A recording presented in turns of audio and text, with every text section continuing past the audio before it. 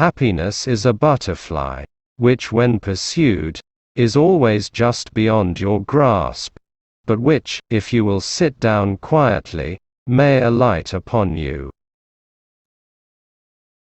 No man, for any considerable period, can wear one face to himself and another to the multitude, without finally getting bewildered as to which may be the true.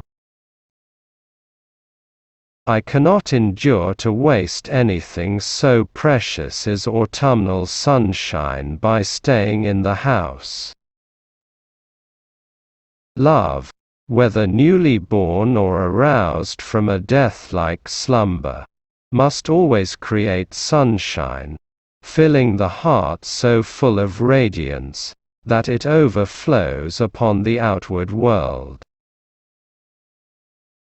Words, so innocent and powerless as they are, as standing in a dictionary, how potent for good and evil they become in the hands of one who knows how to combine them. Oh, for the years I have not lived, but only dreamed of living.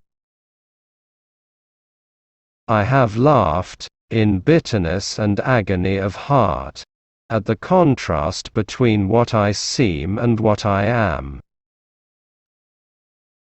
Let men tremble to win the hand of woman, unless they win along with it the utmost passion of her heart. She wanted, what some people want throughout life, a grief that should deeply touch her, and thus humanize and make her capable of sympathy. Every individual has a place to fill in the world and is important in some respect, whether he chooses to be so or not. We men of study, whose heads are in our books, have need to be straightly looked after. We dream in our waking moments, and walk in our sleep. No summer ever came back, and no two summers ever were alike. Times change, and people change. And if our hearts do not change as readily, so much the worse for us. Moonlight is sculpture. Sunlight is painting. Shall we never get rid of this past? It lies upon the present like a giant's dead body.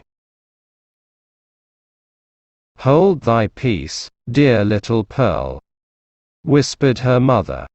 "We must not always talk in the marketplace of what happens to us in the forest." And there I sat, long ago, waiting for the world to know me. There are many things in this world that a child must not ask about. The sorrow that lay cold in her mother's heart converted it into a tomb. What other dungeon is so dark as one's own heart? What jailer so inexorable as one's self? Be true. Be true. Be true. Show freely to the world, if not your worst, yet some trait whereby the worst may be inferred.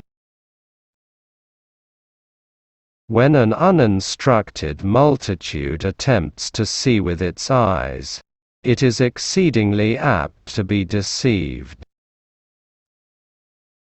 But this had been a sin of passion, not of principle, nor even purpose.